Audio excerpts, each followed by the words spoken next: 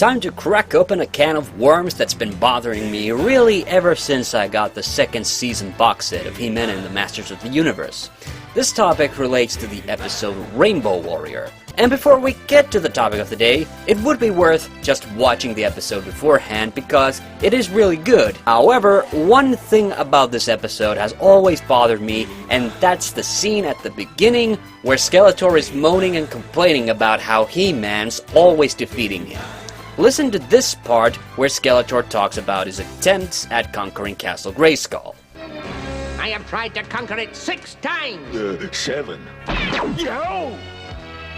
6, you flea-bitten fur-brain. The first one didn't count. It was only practice. Now it goes without saying that He-Man is a fun action show. Although there is a bit of continuity from episode to episode, it's not inherently explicit. Yet here we have a Season 2 episode which bluntly sets itself up as being located at the very beginning of the series. I mean, it's just a throwaway line from a scriptwriter, and that would be perfectly acceptable in my book. But the problem is this scene right here. That's the Doombuster and the Collector in the background of the scene, and that is a problem. Why? Because these two vehicles actually have introductory episodes tied to them, which now, thanks to the courtesy of this being Skeletor's 8th or so attempt conquering Eternia, means that those episodes get lumped to the very start of the series' 130 episode run. Which begs an interesting question. Where does the Rainbow Warrior fall in relation to the rest of the series? Time to tackle this timeline conundrum. Alright, just so we do get our facts straight, we have to look at what are the actual first 7 episodes of the show. We already run into a confusing problem here since the actual first episode and its immediate 3 follow-ups are out of whack if we're only looking at the production codes. MU001 is the episode The Cosmic Comet, but it's plainly obvious that MU004 is the actual pilot episode, the episode being the Diamond Ray of Disappearance. But taking that into account, the first 7 episodes run from the Cosmic Comet all the way to the Curse of the Spellstone. Now, interestingly though, Diamond Ray isn't the first time Skeletor tried to take over Castle Grayskull, because the dialogue he has with his henchmen clearly establishes that there have been other attempts. At last I have the means to conquer Eternia and crush He-Man once and for all. We've all heard that before, Skeletor. So that already makes the status of these first 7 episodes a bit questionable. There's so many things different about the Diamond Ray episode that it couldn't have possibly taken place after any other episode. At least not in a way that would make any sort of sense.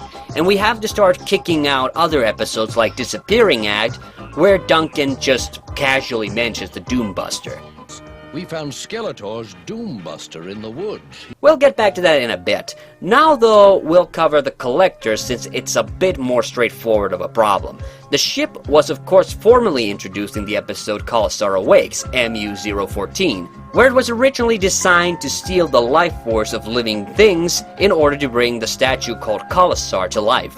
So regardless of all other episodes, we can say with some certainty that Khalasar Awakes happened sometime between Diamond Ray and Rainbow Warrior. Okay, so far so good. However, it's the Doombuster that actually gives us a bit more trouble in this regard. It's funny to me that the Doombuster was mentioned as early as the beginning of Season 1, but it didn't actually appear for the first time until the second season in the episode The Shadow of Skeletor, MU080. Why is this episode appearance important? Well, because the heroes don't actually know who the Doombuster belongs to in this episode. I mean, yeah, it's a plane with a frickin' skull on the front, but sure, we'll keep it a mystery. So again, we're in a situation where we're introducing another vehicle out of the blue, but that's still not too bad. I mean, all this actually means is that the Shadow of Skeletor has to take place between Diamond Ray and Rainbow Warrior, and either before or after Khalasar Awakes. Oh, but wait! Is that Man-E-Faces I see?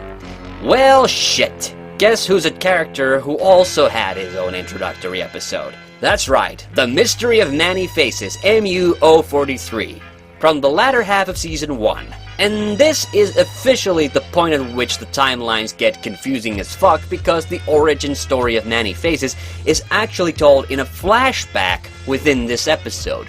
The only saving grace is that nothing of consequence happens in the frame narrative, so we can safely assume at least that this episode takes place just before the Shadow of Skeletor and the flashback itself sometime before or after Khalsar Awakes, and after Diamond Ray.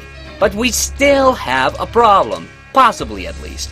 You see, the origin story of Many Faces happens to involve the Widgets, who were introduced earlier in Season 1 in the episode Evelyn's Plot, MU012. Now, there's nothing explicit about this episode that would tie it to any established continuity, since He-Man is already aware of the Widgets, but this is the episode where Skeletor tried to steal the Widget's Korodite to make his power-enhancing chest piece. Whether or not you consider this to be a pivotal plot point is up to you, but since He-Man destroys the Korodite at the end of the episode, this would logically make Skeletor far less involved with the Widgets from then on. So it is a minor hiccup, but I would still argue that Evelyn's plot has to take place before the events of the flashback in Mystery of Many Faces. So, after all this, what are we left with? A bunch of episodes from all across the latter half of the first and the middle of the second season somehow smooshed together to create this continuity at the start of the series. Now, normally when characters in He-Man make continuity-breaking comments, I tend to just ignore them, because it can either be explained away, or it's just not relevant enough to go into. So why did we go into this whole song and dance? Because Rainbow Warrior is such an awesome episode, and the only bad thing about it, in my view, is this comment that nails it down to a way too specific time and place. It can be argued that Skeletor doesn't count the Korodite incident as one of his plots to conquer Grayskull, and like I proved already, the Diamond Ray wasn't the first Skeletor plot either. The bottom line is, they should have picked a much bigger number than 7. Yo! 6, you flea-bitten fur brain.